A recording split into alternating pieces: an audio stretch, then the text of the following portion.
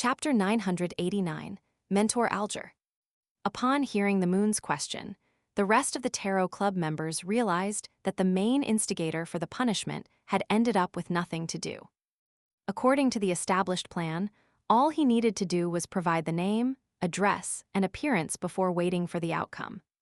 Misjudgment was in charge of tracking and investigations to figure out the target's patterns.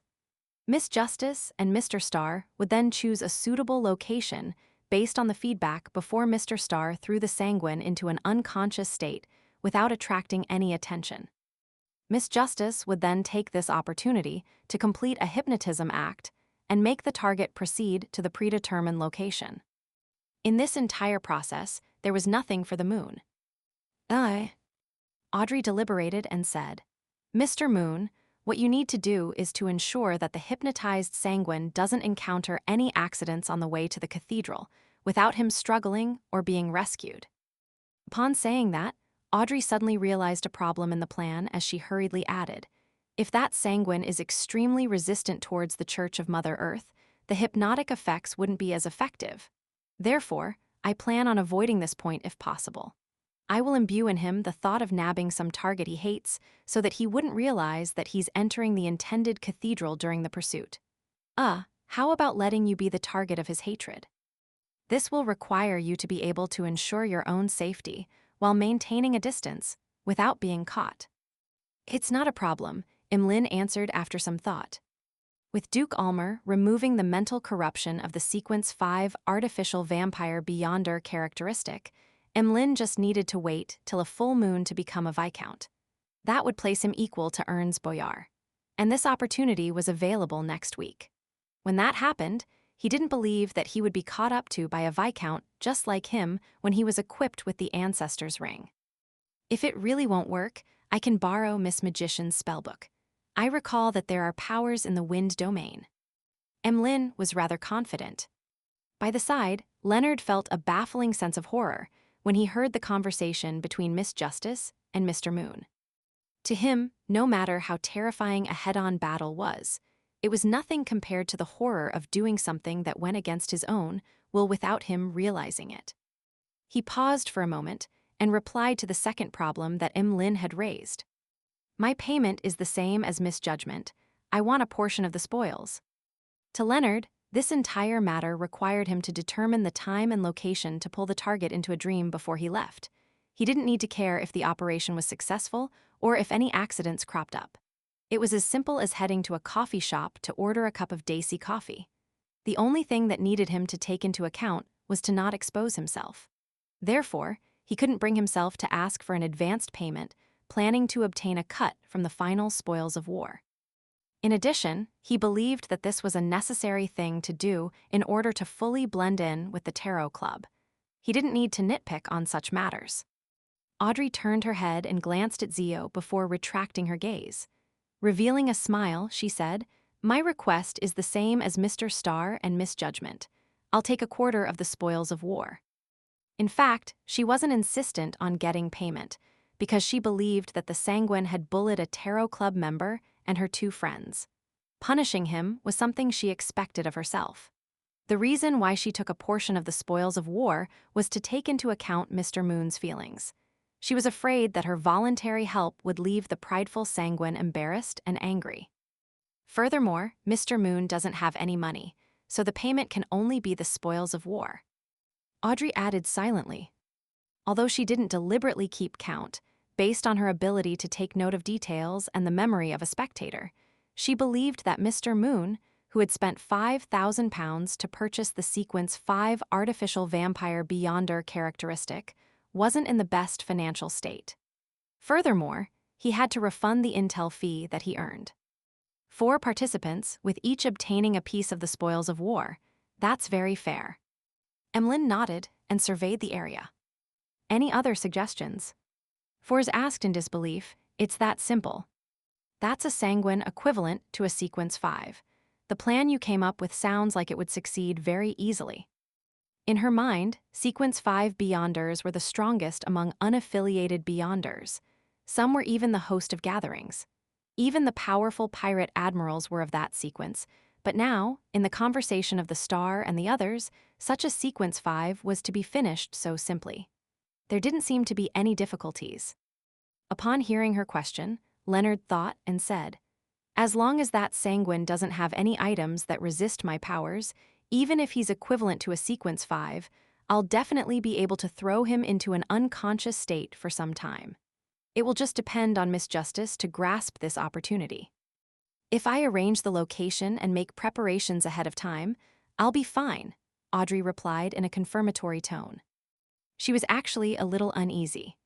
After all, this was her first time in battle, but her confidence over her beyonder powers and knowledge in psychological mysticism allowed her to say those words with confidence. After Fours heard the response, she suddenly felt her mind a little adrift. Without realizing it, apart from Mr. World, the rest of the Tarot Club members have the ability to finish off Sequence 5 Beyonders as well. That's right, Miss Justice is already a Sequence 6 hypnotist. With the cooperation of a Beyonder of the same level, there really is a relatively high chance of hypnotizing a Sequence 5 Beyonder. Just as Emlyn felt that this matter had been settled without needing any more questions to be raised, Alger, who had been observing from the side, spoke. "As members of a secret organization, I believe that everything needs to be considered at a deeper level." Ah, Emlyn and Leonard cast their gaze at Mr. Hanged Man with a puzzled look. Audrey and Zio were taken aback before they realized something. Alger cleared his throat and looked at Derek. Since Delaire Forest's abandoned ancient castle was a test, why isn't the obvious sanguine a test as well? Exactly, I knew that Mr. Hanged Man would have given a warning. The fool Klein controlled the world Jam and Sparrow to nod. Catlia then looked at the Hanged Man with a look of approval and agreement. This. Emlyn's pupils constricted, at a loss for a retort. In an instant, he found himself too careless. Leonard was taken aback. Immediately, he realized that he was too desultory. He had involved himself without fully understanding the details and without consideration of any latent risks. Of course, this style had to do with his identity as an official Beyonder and its thought processes.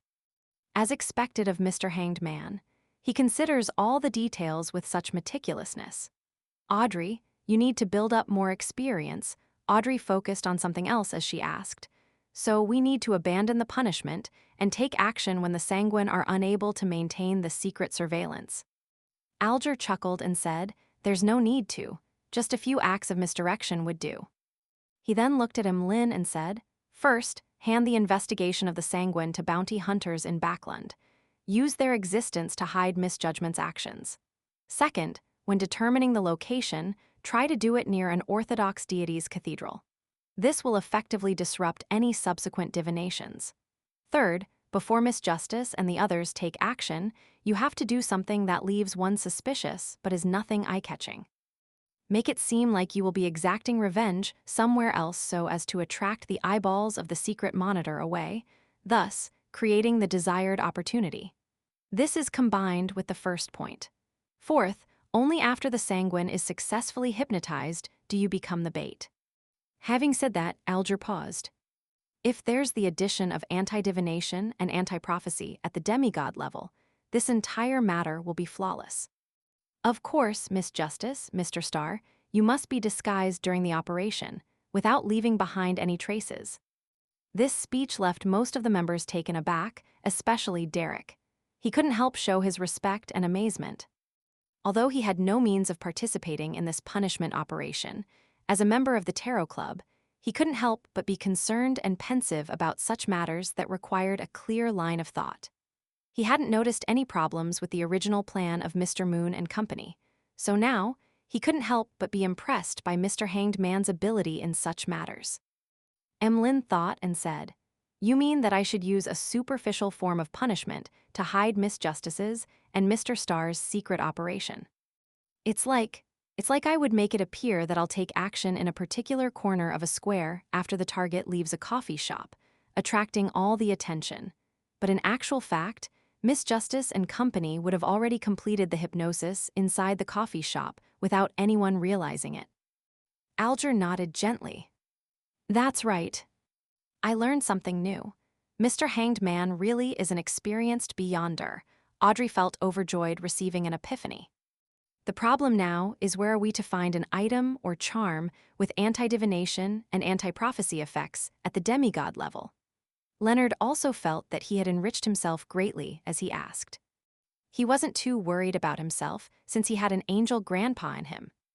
Fors made an utterance before saying, "I can lend out Leymano's travels.